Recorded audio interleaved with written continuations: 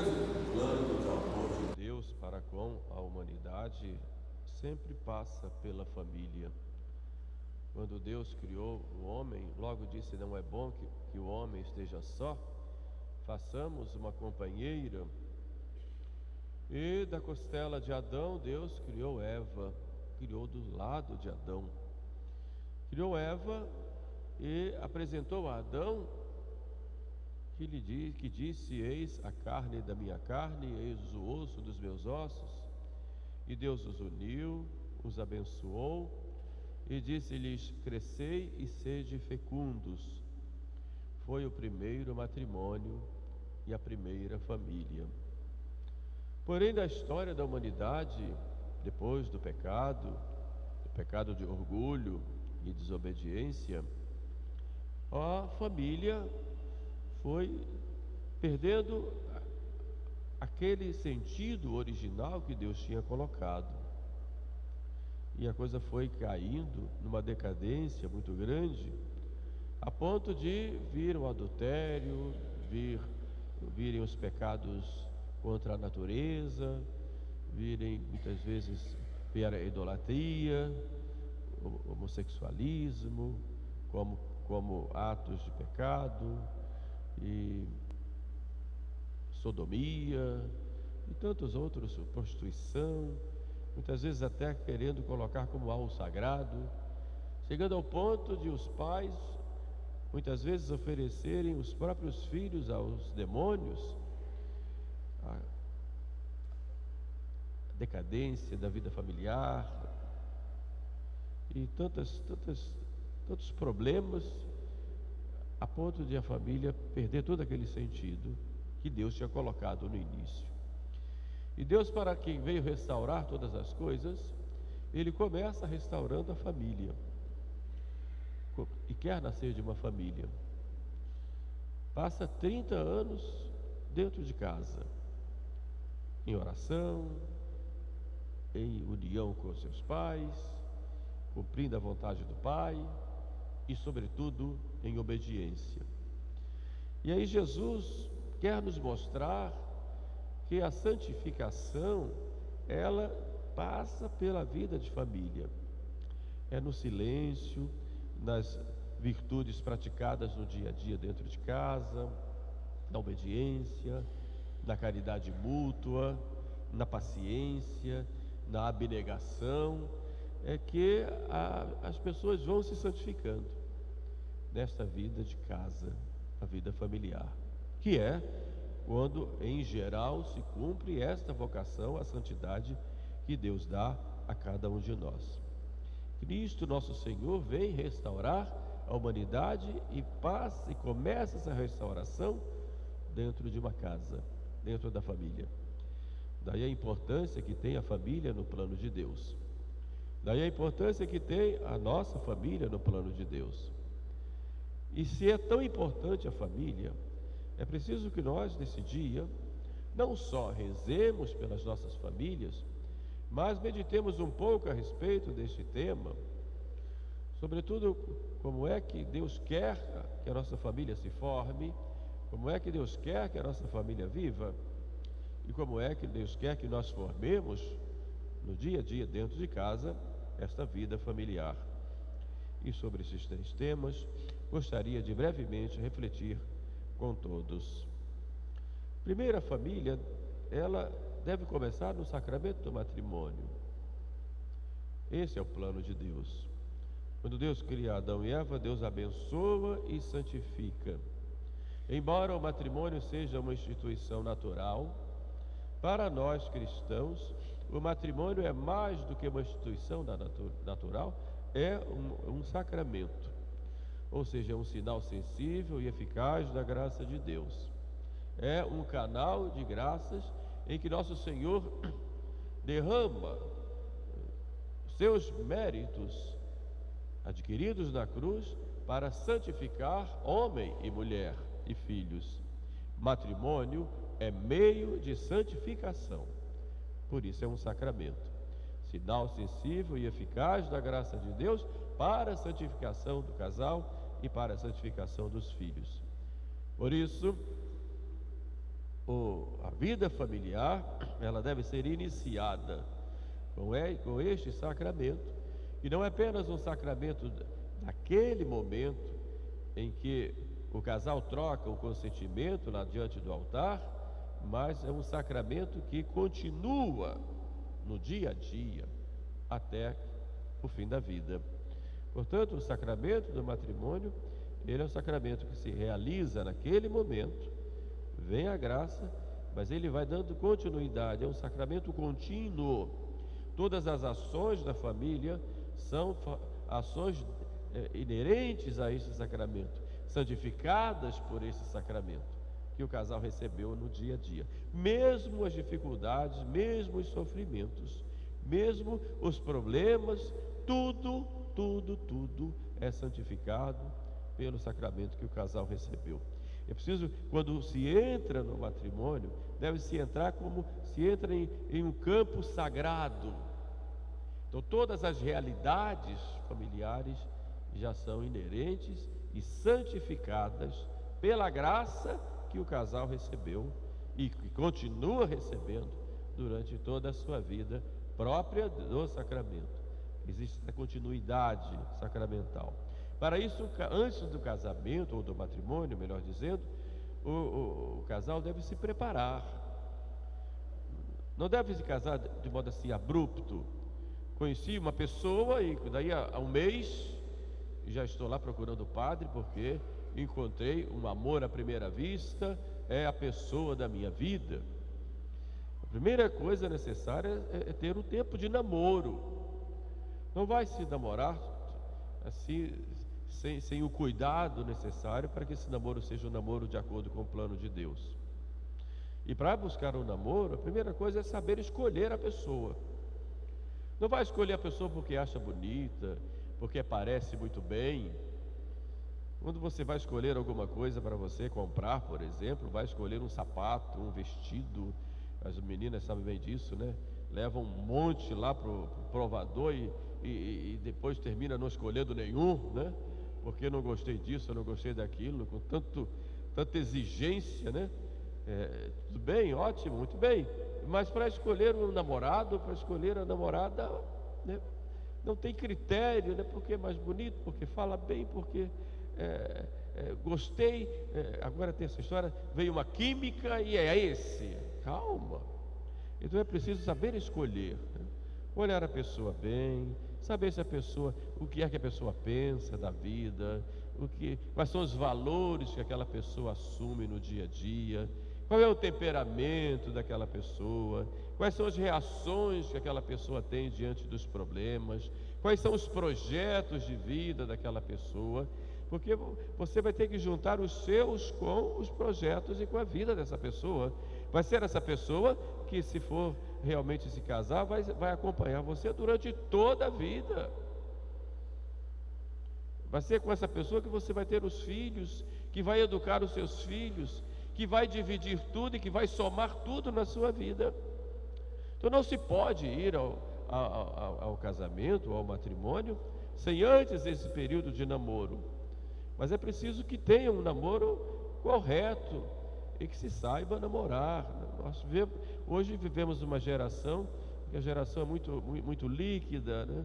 Muito cheia de impulsos, não acostumada ao sacrifício. Parece que muitas vezes são super protegidos pelos pais, que não tem muito tempo para os filhos hoje, e os filhos ficam meio ao léu, e a geração fica assim sem esse espírito de sacrifício, muitas vezes levada pelo momento, muitas vezes superficial, sem perseverança, uma geração um pouco descartável. Então, ao menor problema, a pessoa logo cai, já não quer mais. Quantos matrimônios são feitos no dia a dia em que as pessoas vão lá só por experiência, né? Vou me casar, se der certo, bem, se não der certo, cada um para o seu lado. E a gente ouve isso de católicos, de pessoas que sabem que até que a morte os separe no matrimônio. Então tenham, queridos jovens, um namoro santo e um namoro correto. E para o namoro ser santo e correto, deve buscar 3 coisas. Primeiro, o tempo de namoro, que é um tempo maravilhoso, É o tempo do casal se conhecer, né? Buscar conhecer o outro e no dia a dia ir construindo com o outro um verdadeiro amor. Não um movimento de paixão que é diferente do amor. A paixão ela é egoísta, a paixão só pensa em si, a paixão é impulsiva, a paixão é mais carnal, né? Não, o amor já pensa mais no outro. O amor é capaz de renúncias, o amor é capaz de sacrifícios, o amor é capaz de servir, o amor é Deus presente na vida do casal. E o casal precisa realmente ir construindo isso aos poucos. Isso não se faz em 3 meses, precisa levar tempo. E para que isso seja verdadeiro, é preciso que haja castidade, vida de oração, porque quando um casal perde a castidade e começa a ter relações pré-matrimoniais, ele perde aquela capacidade de discernimento, porque a paixão vai falar mais alto, a química vai falar mais alto. Eu costumo dizer para os casais: cuidado, porque vocês têm fé, mas hormônio não tem. Então, é preciso ter o cuidado de irem se educando no respeito mútuo, e para ter um conhecimento sadio e correto e realista, e que se construa um verdadeiro amor, passando por cima da paixão, que pode até ser uma fase inicial, que vai uma admiração, uma paixão, mas tem que chegar no amor, senão o casal não vai casar direito. Então é preciso ter esse cuidado do conhecimento. E para que se chegue a isso, tem que ter diálogo. E um diálogo capaz de ouvir e falar. Um diálogo sincero. Um diálogo realista. Um diálogo respeitoso. Um diálogo afetivo também, no modo de falar, com carinho, com atenção. Um diálogo também com Deus, que Deus tem que fazer parte da vida do casal que namora, senão o casal se perde, porque o demônio também entra ali para atrapalhar. Depois hoje os jovens são muito condicionados pelo espírito do mundo, em que busquem acima de tudo o prazer. Então, e isso condiciona o casal, porque tem que ter coragem de ser diferente daquilo que o mundo coloca, e tem que ter coragem de evitar aquelas ocasiões que ofendem a Deus. O namoro, pois, deve ser esse diálogo, e esse diálogo respeitoso pela pessoa do outro, pelo que o outro é. O outro não é um objeto, não é um meio de satisfação, mas o outro é alguém que você tem que conhecer e tem que procurar estabelecer principalmente uma grande amizade, que depois vai levar a uma conjugalidade, em vista, mas aquela outra pessoa é a imagem e semelhança de Deus na sua vida. E é claro que namoro não é matrimônio. Então, se vê que não é essa pessoa, chega e diz com sinceridade: não dá, não podemos, eu não consigo, não é a pessoa que eu desejo compartilhar minha vida durante pelo menos nos próximos 50 ou 60 anos, no dia a dia, na mesma mesa, na mesma cama, na mesma casa, etc. Então preciso ter coragem disso. E é claro que o namoro tem que ter esse respeito um pelo outro, para que não leve o outro a ofender a Deus. Fazer do namoro um tempo bom de crescimento espiritual, moral, de amadurecimento. Hoje as grandes causas de separação ocorrem porque muitos casais, posso dizer a maioria, se casa sem o mínimo de maturidade para estabelecer uma vida a dois quanto ao dar e receber naquilo que é obrigação própria da vida matrimonial. E é claro que se não tem essa maturidade mínima, é impossível, porque ninguém se casa consigo próprio, casa-se com o outro. Mas o problema é que a maioria se casa consigo própria. e o outro tem que ser uma cópia plena daquilo que ele é, ou que ela é. E quando vem alguma coisa diferente que tem que ceder, renunciar, não se consegue, porque não tem maturidade. Não tem maturidade para reconhecer as suas próprias limitações e quer ter razão em tudo e acha que está certo em tudo e que se vitimiza, não se é compreendido, e isso vai levando a um desgaste. Então, isso tem que ser visto tudo no tempo de namoro, porque depois que o padre dá a bênção nupcial, aliás, depois que se diz o sim ali diante do sacerdote, aí já tem uma só carne que tem que conviver até o fim da vida. E na vida matrimonial, aí vai o segundo ponto, é preciso ter o cuidado de ter bem claro que homem é homem, mulher é mulher. Devido a essa grande campanha de igualdade entre os sexos, já se perdeu o sentido da diferença. Um quer ser o outro e ficam trocando de lugares. Deus fez tudo de modo perfeito. Existe uma igualdade de dignidade. É claro, homem tem a mesma dignidade da mulher. São criaturas de Deus, são imagens de Deus, são filhos de Deus, mas são diferentes. Então, uma é a missão do homem na sociedade e na família, outra é a missão da mulher. Suas características físicas e psicológicas, seu próprio jeito de ser mostra que há essa diferença.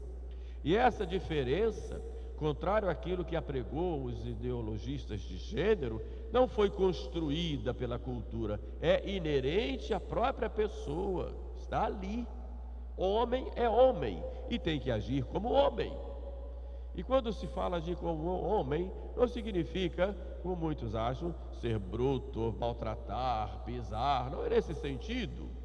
Mas agir como homem é buscar ser mais racional, passar segurança para a esposa e para os filhos, ser o protetor, buscar ser o provedor, ser aquela pessoa que até não fala muito, mas a sua presença ali já impõe respeito, impõe segurança, já impõe tranquilidade, já impõe paz. Este é o sentido do ser homem, é ser o líder da família, é ser o cabeça da família, que tem ali ao lado a sua esposa, que é companheira, que está ali como o coração, assim como ele está como cabeça. Assim o casal vai bem. E ser a mulher é ser aquela pessoa sensível, que olha os detalhes, enquanto o homem olha o geral. É ser a grande inspiradora do marido. É aquela pessoa que cuida, que tem aquele cuidado de saber dividir as coisas, de saber levar para um, levar para o outro, ver a necessidade de cada um e procurar prover a cada um dentro daquilo que é possível na família. É aquela pessoa que vai ali ao lado, não para cobrar, porque muitas vezes as mulheres se atêm só em cobranças. É claro que o homem de vez em quando precisa de uns empurrõezinhos, como a inspiração, né? Mas é preciso ter o cuidado de não extrapolar, de nunca faltar o respeito, inspirar e deixar o marido ir à frente e cuidar, né? E é claro que se isso no namoro não é conversado, não é visto, fica mais difícil no tempo do matrimônio, mas que cada um cumpra realmente a sua função, tenha realmente o seu comportamento correto, e assim a família vai bem, porque a unidade do matrimônio é uma unidade em que o homem e mulher se complementam, não se completam, como alguns dizem, mas eles se complementam para que a família vá bem e que os filhos sejam bem educados, vendo que o pai é diferente da mamãe, mas os dois são importantes na minha vida. Eu não posso ser frio, não posso ser calculista, mas também não posso ser mole, não posso ser sentimental. Eu tenho ali meu pai e minha mãe que me ajudam, que me aconselham, que me corrigem, mas que me passam a segurança e a beleza que Deus criou no mundo e que me dá um projeto, realmente um projeto de vida. Daí vem a questão dos filhos, que é o terceiro ponto dessa nossa reflexão. Educar os filhos, o que é? Vem do educere, educar é conduzir. Educere, conduzir para o céu, como dizia o Papa Pio XII. Educar é conduzir o filho para alcançar o seu fim último, para que se realize plenamente como ser humano, como imagem e semelhança de Deus, mas que tenha por fim a vida eterna. Educar é para o céu. E isso é preciso lembrar muitas vezes, porque nos últimos tempos parece que educar é dar uma boa profissão, fazer com que os filhos se realizem do ponto de vista material, que tenham bastante dinheiro e possam ter sucesso na vida. Educar parece que virou isto. Então, educar os filhos é educar no sentido material, no sentido natural, apenas humano. Mas educar é o homem inteiro, corpo e alma. Educar espiritualmente. E começa lá já com o batismo dos filhos e com a grande missão que tem de conduzir os seus filhos na fé. Isso é educar. Por isso é preciso que os pais gastem tempo com os filhos, o que é muito difícil hoje. Os pais, ambos, muitas vezes trabalham, estão o dia inteiro fora de casa. Quando chegam em casa, os filhos ficam aí nas mãos dos outros. Quando chegam em casa, os pais não têm mais tempo, porque tem que ver uma coisa, outra. Agora então, com as redes sociais, cada um na sua, e os filhos vão crescendo aí, educados por quem? Pela escola, muitas vezes militantes, que vão aprender muitas coisas erradas. Educar por quê? Pela internet, pelos joguinhos de celular, pelas redes sociais, pelos vídeos. Muitas vezes, vou colocar só vídeo infantil para o meu filho. Cuidado, que tem muita mensagem subliminar nesses vídeos aí que vocês não imaginam, né? Educar pela internet. Vai ser educado por quê? Pelos colegas que passam os mesmos problemas que eles, porque vivem sem os pais e são órfãos de pais vivos, como muitas vezes os nossos próprios filhos são. Então é preciso ter o cuidado de gastar tempo com os filhos, de conversar, de participar de suas vidas, de brincar, de contar as histórias, de passar os valores, de vivenciar esses valores, porque as crianças aprendem mais do que elas ouvem, aquilo que elas vivenciam. Educá-los na fé, educá-los para Deus, falar de Deus. É tão bonito quando os pais contam a história sagrada para os filhos. Que maravilha, né? Maravilha, né? Isso eu digo por experiência própria, né? Toda noite o pai pegava lá a história sagrada e contava um pouquinho, e depois tomava lição, e se a gente não respondia, ele não brigava, mas ria da gente, a gente com vergonha tinha que aprender. E que quanta coisa boa, né? O meu primeiro professor de teologia foi meu pai, que tinha a 4ª série. Que coisa linda. E isso assim, a gente vai aprendendo, vai vivendo, porque vão passando ali não só aqueles ensinamentos de Deus, mas vão passando a vida, os valores da vida. Mas tem que gastar tempo com os filhos. Que tempo você tem com os filhos? E coloca os filhos no mundo, e os filhos ficam com quem? Então depois passar também os valores, os próprios valores humanos, o valor da verdade, da sinceridade, do respeito mútuo, da disciplina, passar os valores morais, a caridade, o serviço dentro de casa, a divisão de tarefas, o cuidado com o irmãozinho, a responsabilidade com as coisas em comum. Tudo isto só se aprende dentro de casa. Então é preciso que se forme realmente na família esse espírito de Deus, esse espírito de